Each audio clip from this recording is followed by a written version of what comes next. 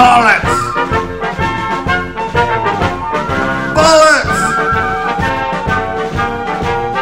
Bollocks! Bollocks!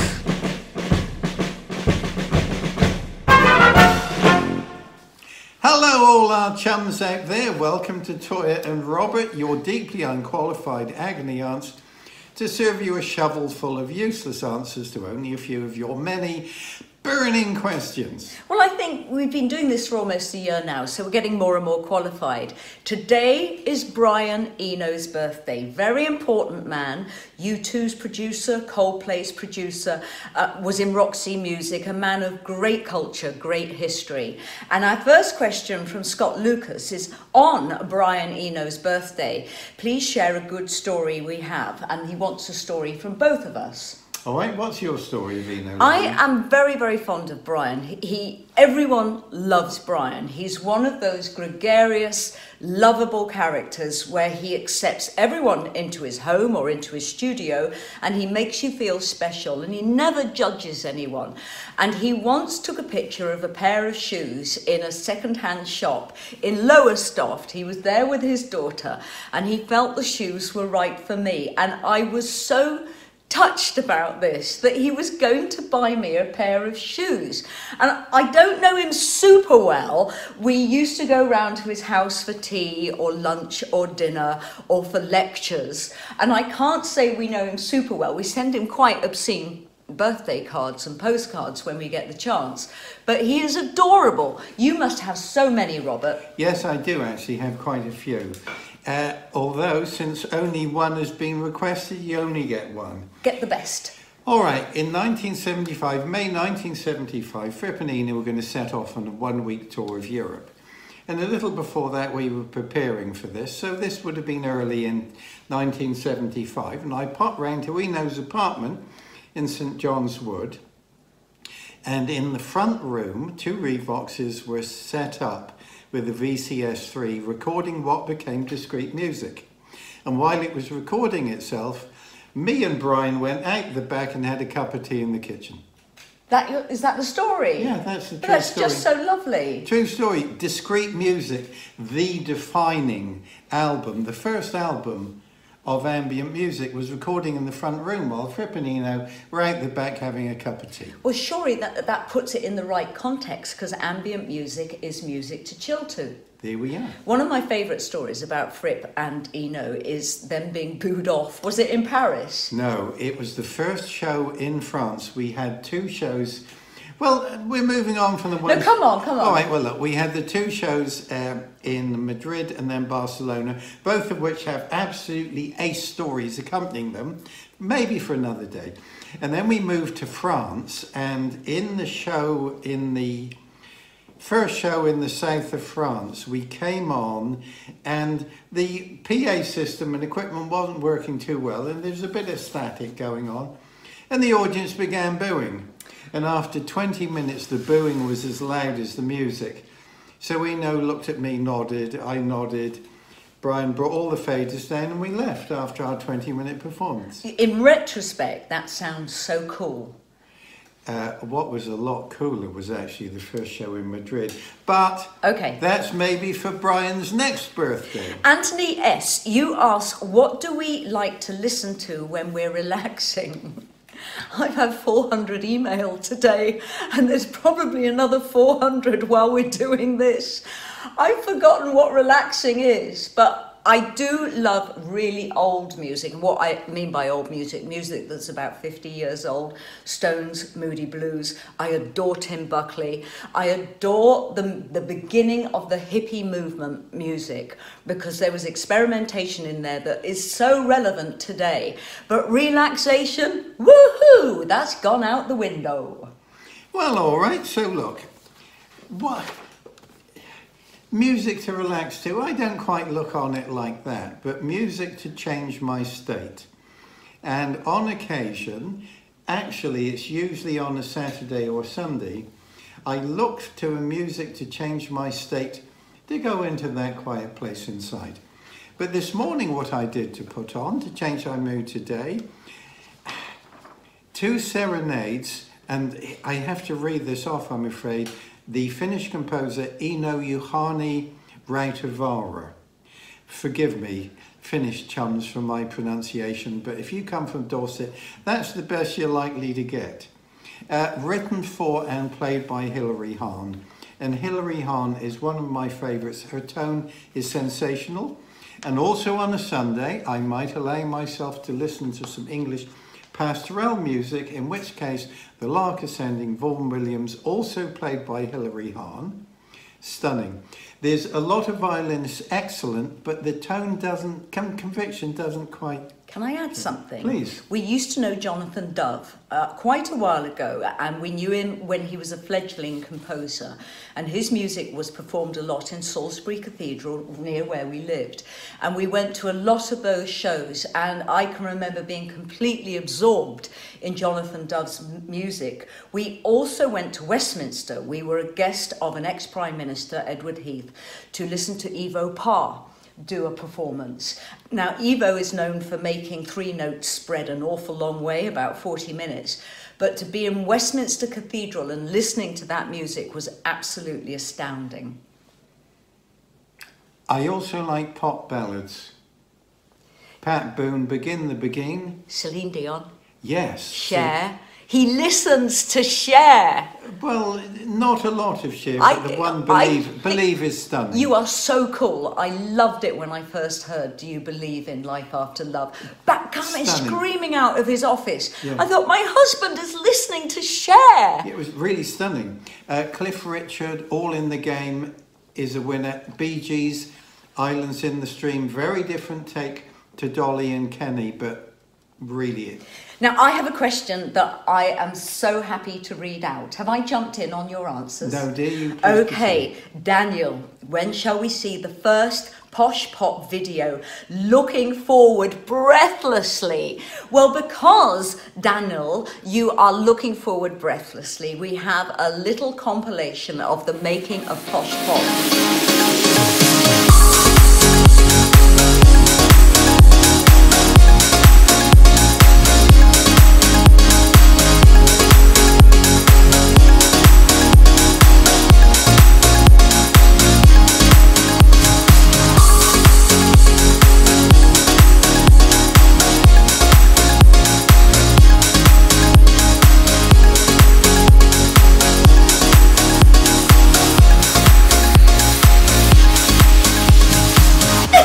Are you warm enough? Yeah, I'm fine. I just, the crane, you've gone too far this time. These are 10 videos shot in lockdown, directed by myself and my camera person, Carlo Marshall. All the local people were all able to test and be part of a pod. We used our houses and our offices as the creative force behind the videos. Now, in the 80s, videos dominated the music. We've reversed this. My videos are very much to accompany the music of Posh Pop. But that said, we, and I mean the gorgeous Darren Short, who runs all of our social media, has made this possible with very brilliant editing and very brilliant comment within the editing. Because basically, Posh Pop is a pop rock album with the most immensely powerful hidden meanings that are becoming very clear thanks to the videos. So, Daniel, you will be seeing these. They will be released 1 week at a time from the end of, I believe, June, right through to the 27th of August. Then they will be available to be bought in a deluxe edition of Posh Pop. We are so excited. Fripp is in every video.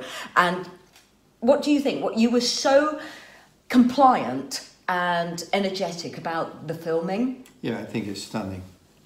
Well, that doesn't really add much to it. It's stunning. And 2 days ago, we filmed in our local abbey a song, The Bride, and we were in tears. Simon Darlow was in tears. I was in tears. Because we had a gorgeous musician, local musician called Ellie Williams, come in and play The Bride. And she's now in my acoustic band. And it was one of those gorgeous moments where, I don't know what you call it, destiny brought us all together. And she is fabulous in this video. She made us cry. So lots of lovely stories for you there. Now, Surreal Dave, what do you recommend to musicians with no or very few fans who want to expand to a larger audience? What would you say? Okay, this is so chicken and the egg, and I apologise for this, Surreal Dave. You have to play live. And you have to play live for free. You have to make associations with up-and-coming bands that they will draw you in and say, come and do 3 songs before we go on. That kind of thing, so you make contact with a live audience. Then you post your material, you invite responses from people who see you in your live situations. But when you post new songs on YouTube, do visuals with the songs and have a dialogue every day with your audience. I cannot tell you how important social media is, and it's building that audience as a community, I think, is pretty much the only way we can do it these days, and I hope that helps you. How about you, Robert? Well, essentially you give the audience what they need or what they want, and both are governed by time, place, person and circumstance. But primarily you respect the music and respect the audience. You're there for them, and if you're not, they will see through you. If you're there for your own purposes, it's not really going to run. The audience is, I'd say, 60% of the show. They are the vital missing part of the music, and they are the most important thing, I think, to a performer. They are the gift the performer is given. So always take that into account in responses. I would say that the audience is mother to the music. I like that. That is fabulous. The audience is mother to the music. Ben Hoffman, if you could tot up all the adrenaline that you both our bodies have produced in the last 3 decades at concerts, how much would that be? Well, anyone who's familiar with our work will know that my wife and myself have very different performance styles. For me, how much adrenaline? As little as possible and as much as necessary. I have totted up enough adrenaline in the last 48 hours to drive a 3-man rocket ship to Pluto and back. In the last 30 years, I think that we could have kind of run the sun off my adrenaline in the last 30 years. There's just something about me that I have boundless amounts of adrenaline to the point I never fall asleep. So I would gladly give my adrenaline to science. David Harefield, Robert, what do you remember about guest guitaring on the Dam's Fun Factory back in 1983, 1990 when this was released, and how did it come about, and were they naughty punk rockers? Well, the first question last year, they were naughty punk rockers, and I loved the Dam. They were astonishing.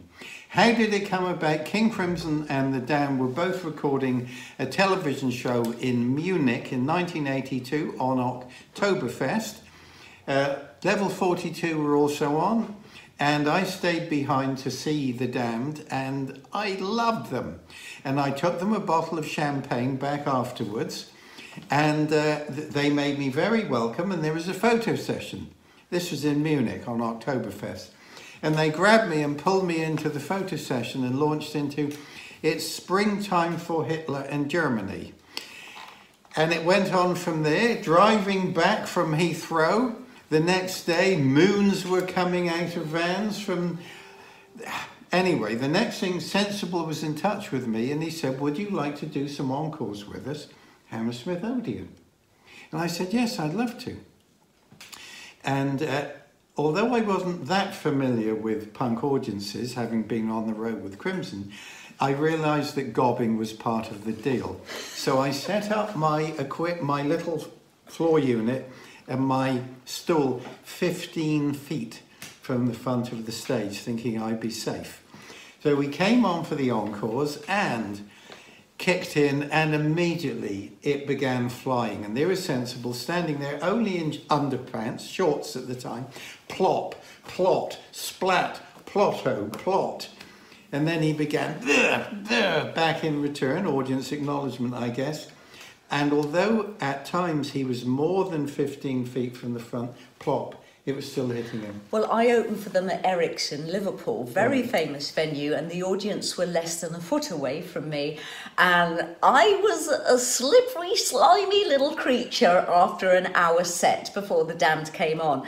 I don't know how the Damned felt going on stage after there'd already been a band on and all the gobbing had kind of built up, because you could have ice skated on this gob if you froze it. But anyway... Enough of that, enough of that. Thank you, dear. Woo! Rich Lemaire, curious about hearing. You're 57, and after a lifetime of listening to music at loud volumes, you're beginning to hear less range. Well, hearing naturally decreases anyway, Rich. With all your performing, how has your hearing been? Have we had any hearing loss? My hearing is so sensitive. My office is two floors above street level. I can hear people outside on their phones and their phones ringing. And when I'm in bed, which is at least 50 feet away from the street, I can still hear people talking on their phones and talking quietly outside the front of the house. I have the most ridiculous hearing. That said, the snare drum causes me so much pain, it can actually make me physically sick. And we are constantly dealing with how do we have the snare drum in our electric band. I can't stand it. And I guess, Rich, that part of your loss, and you will get natural loss anyway at 57 onwards, is to do with the snare drum at extreme volumes listening in stereo. I recommend that you start to wear earplugs and you reduce the volume of what you're listening to as soon as you can, or you will never repair, or you will never stabilise your hearing. It'll just keep deteriorating. Well, one of the aspirations in the late 60s, early 70s, quote unquote, was to die in a wall of sound. Well, for me, the last time I used a stack, a large high-watt stack on stage, was in 74, and what I used to do was angle my head such that in a quiet moment I could turn my head like so and hear what was going on, in a loud moment like this, so it flew past. Nowadays I use headphones for monitoring, and it's just as much to keep sound out as choose which sound to have in. Because you've got 3 drummers. I mean, they are so strong and powerful. I noticed that too, dear. And can you actually block them out of your headphones? Yes, it's possible. So with Rich, are there headphones he could buy which would allow him to enjoy music but would stop the damage? This is a very specialised area. The quick answer is yes, you can have various shaped forms of in-ears, which Chris Porter introduced us to some sophisticated earplugs, in effect. I can't sing with those. The problem you'll find, Rich, is that if you talk while listening to music and you have these very specialist earplugs in that kind of have air pressure in them, you start feeling your eardrum being pushed in as you use your internal sound box. I find that is impossible for me to sing to with those in. I'm now looking into having a cast made of this ear that will completely cover it for all the touring I have in the next 2 years, just to protect my hearing, because it's so precious to me. And Rich, I hope you find a solution, because I understand you love your music. Carly Enman, how different do you think you two, your dynamic and relationship would be if we weren't both in the music industry? Do you think that's a large foundational part of your relationship? No, I don't. I really don't. We are like chalk and cheese. And Robert, with all due respect, has only acknowledged me as someone of a great and historic career in lockdown, and it's absolutely changed my life. And we've had this conversation that him, Robert, acknowledging my past and my work has profoundly, positively affected who and what I am today. So up until a year ago, in most of the world, I just didn't exist. So, and our relationship has survived 35 years. So I do not think the dynamic of both of us in music has added anything to our relationship until the past 12 months. All right, so in terms of how different do you think your dynamic and relationship would be if you weren't both in the music industry, asked Carly? I have no way of assessing that. It's a complex question, isn't it? Yeah. Secondly, do you think it's a large fact? No, it's not. It's nothing to do with it. I met my wife and knew this was it. And I have to say, Carly, since Sydney Jake has started guitar lessons, giving me guitar lessons, and he's a superb teacher, and he's built me a guitar, Sydney watched how I use my body and saw my dyspraxia, and he worked a way out of me communicating my incredible knowledge of music up there through my fingers. And I can now play in a way I've never been able to play anything. And he worked that out. And that bridge from here through Sydney to here is now a bridge from here to there. He's built a bridge between me and Robert where we have a better understanding of each other through music for the first time. So your question, Carly, is very complex. Can I move on? Please. Okay. Paul Van Dijk. How are we both going to celebrate our birthdays? Robert is tomorrow, mine is on Tuesday. It's going to be through having tantric sex and no email. How are we going to do it, Robert? Well, I have... all right, I was going to say I'm very happy. All I need to do is be at home with my wife. That's all I need, all I want. And I will say that tomorrow is not only my 75th birthday, it's more importantly, our 35th wedding anniversary. And we got a wonderful Sunday lunch, and we were very naughty on last Sunday lunch, and there's been lots of debate about how far we can push the boat out. Well, with Firestarter, I actually think that was performance art, and I'm very, very proud of it. But we do realise that it kind of is not right or correct for people under 18. Tomorrow is going to be absolutely wonderful. It's going to be family viewing, and it's very much in the tradition of Carry On. Now, before you play your magic chord, Robert, young Sydney Jake has a YouTube channel, and he's asked, can we mention his YouTube channel, Sydney Jake, where the video of Sydney giving Robert his haircut with me filming is going to play, and also Sydney Jake having his own tattoo put on part of his very spectacularly muscly body. I must say, George Clooney shapes up very well indeed. And he said, can we mention it, please? Yes. So we're going to be playing that and posting Sydney's YouTube channel at the end of this. Robert, what is the magic chord today? Well, not so much a magic chord as really the subject of developing variations, and I find this is a little 6/8 figure that I like to bounce along. Bollocks. Now, how to develop variations. So now we have a 12. And maybe then what we can do to develop variations is play it retrograde motion. Play it backwards. Bollocks.